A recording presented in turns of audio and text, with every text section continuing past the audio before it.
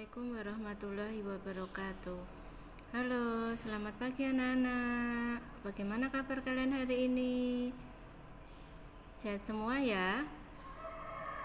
Masih semangat belajar dari rumah? Baiklah, sebelum kita mulai pembelajaran pada pagi hari ini, marilah kita awali dan membaca basmalah. Bismillahirrahmanirrahim. Hari ini kita akan belajar tema 2 subtema 1. Kita akan belajar pembelajaran 3 dan 4. Sudah siap? Kalau sudah, sekarang persiapkan buku pena kalian halaman 112. Kita mulai ya. Hari ini kita akan belajar tentang unsur-unsur dongeng. Kalau pertemuan sebelumnya kita sudah belajar tentang pengertian dongeng dan macam-macam dongeng, sekarang kita akan belajar tentang unsur-unsur dalam dongeng. Kalian masih ingat apa itu dongeng? Ya, dongeng adalah cerita hayalan. Nah, dalam dongeng itu ada beberapa unsur-unsurnya. Di antaranya yaitu yang pertama tokoh. Tokoh yaitu para pelaku yang ada dalam dongeng. Yang kedua ada latar. Latar yaitu tempat, waktu, atau suasana dalam dongeng. Yang ketiga watak tokoh. Watak tokoh yaitu sifat tokoh dalam dongeng. Yang keempat, alur. Alur yaitu rangkaian peristiwa dalam dongeng. Dan yang terakhir yaitu pesan atau amanat. Pesan atau amanat yaitu pesan yang ingin disampaikan oleh penulis kepada para pembaca. Nah, dari unsur-unsur tersebut dapat dipahami ya, kalau dalam sebuah dongeng itu pasti ada yang namanya tokoh, ada latar, watak tokoh, alur, dan pesan yang disampaikan. Sudah paham? Nanti bisa dibaca di halaman 113. Dari situ kamu bisa menemukan tokohnya itu siapa aja toh, latarnya itu ada di mana, watak tokohnya itu seperti apa, dan alur ceritanya juga seperti apa. Nah, dari dongeng itu dapat diambil apa? Pesan atau amanatnya. Sudah paham? Selanjutnya kita mengenali karakter tokoh dalam dongeng. Karakter tokoh dalam dongeng itu bisa ditemukan dengan banyak cara, yaitu antara lain yang pertama, disampaikan secara langsung oleh pembuat dongeng.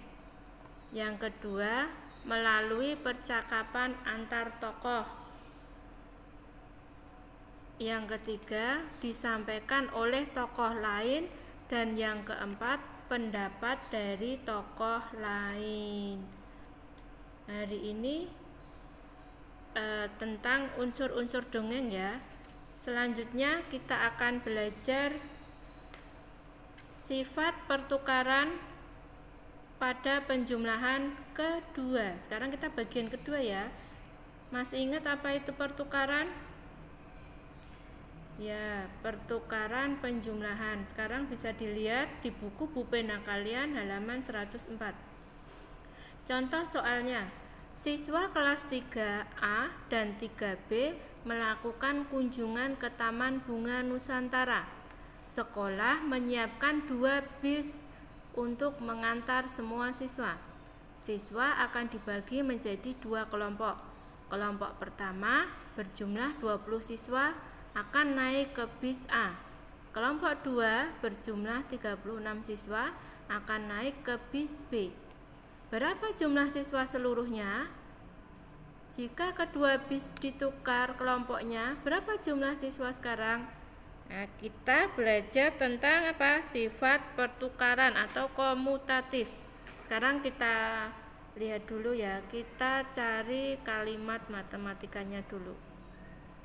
20 siswa naik ke bis A, 36 siswa naik ke bis B. Berarti penjumlahannya seperti apa? Nah, 20 ditambah 36 sama dengan 56. Sekarang kalau kita tukar 36 siswa naik ke bis A dan 20 siswa naik ke bis B. Hasilnya seperti apa? Nah, hasilnya 36 ditambah 20 sama dengan 56.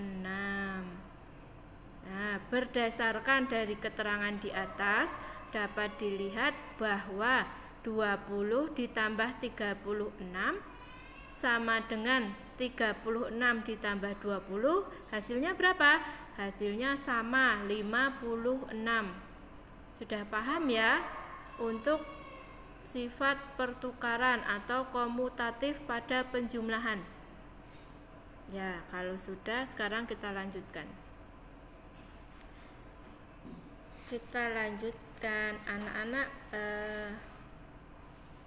kalian pernah minta maaf kepada teman kalian? Coba perhatikan gambar berikut. Dalam kegiatan sehari-hari, kita itu sering berhubungan dengan orang lain yang ada di sekitar kita. Entah itu di sekolah, di lingkungan masyarakat, atau bahkan di lingkungan yang lainnya pun kita sering berhubungan dengan banyak orang. Nah, karena sering berhubungan itu, kadang kita tanpa sengaja berbuat salah kepada mereka. Ya enggak? Ya, saat berbuat salah, maka sebaiknya kita meminta maaf. Nah, perhatikan gambar berikut. Ketika kita berbuat salah kepada teman atau orang lain, kita sebaiknya meminta maaf. Pernahkah kalian minta maaf ketika kalian berbuat salah? Nah, mulai dari sekarang biasakan, entah itu kesalahan sekecil apapun, biasakan untuk meminta maaf. Meminta maaf itu diperlukan keberanian. Kita itu kalau mau meminta maaf itu memerlukan sebuah keberanian. Nah, kalau kita minta maaf sebaiknya diucapkan dengan tulus, ikhlas, dan kita juga berjanji untuk tidak mengulanginya lagi. Meminta maaf merupakan perbuatan terpuji sesuai dengan pengamalan sila kedua Pancasila. Sudah paham ya? Sekarang kita akan belajar irama dan nada dalam lagu.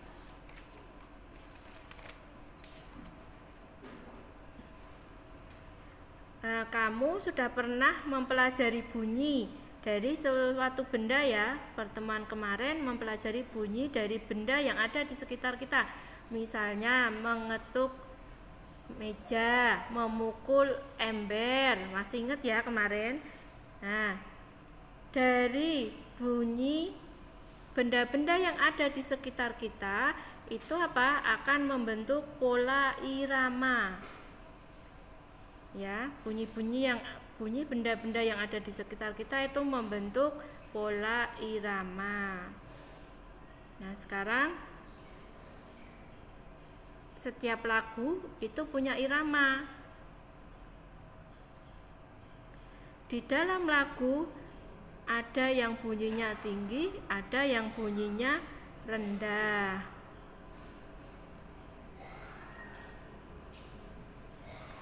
Bunyi dengan tinggi atau rendah disebut apa? Disebut nada.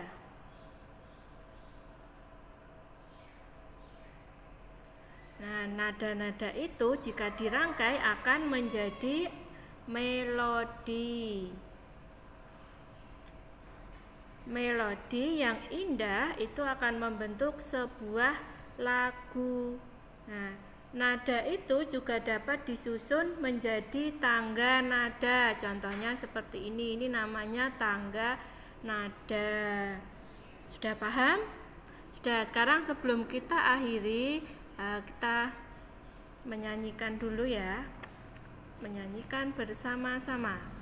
Sambil didengarkan, sambil diikuti.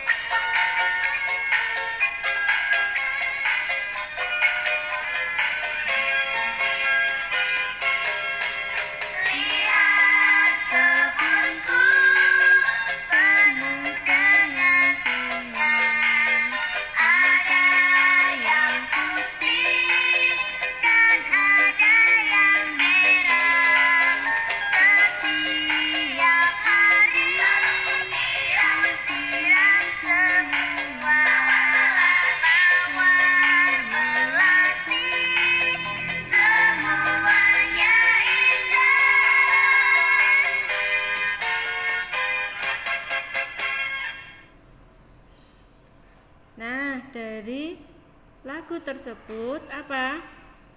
Dapat menjadi apa? Nada-nada dari lagu tersebut jika dirangkai dapat menjadi melodi. Melodi yang indah membentuk sebuah lagu. Sudah paham ya?